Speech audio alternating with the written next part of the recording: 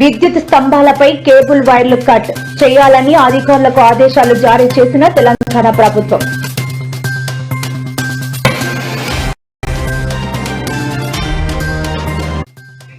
నేడు జైలు నుంచి విడుదలైన వైసీపీ నేత కాకాని కూటమి ప్రభుత్వంపై కీలక వ్యాఖ్యలు.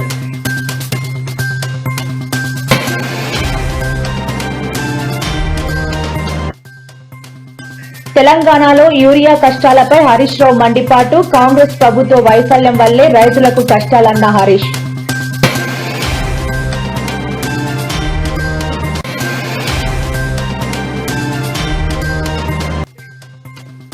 హైదరాబాద్ బ్రాండ్ ఇమేజ్ ను పెంచేలా గణేష్ ఉత్సవాలను నిర్వహిస్తాం వెల్లడించిన మంత్రి పొన్నం ప్రభాకర్.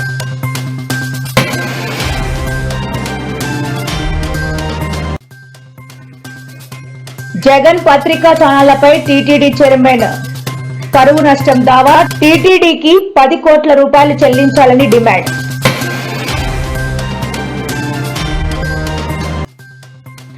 నేడు మంగళగిరి మయూరి టెక్ పార్క్ లో రతన్ టాటా ఇన్నోవేషన్ హబ్ ను ప్రారంభించిన ముఖ్యమంత్రి చంద్రబాబు.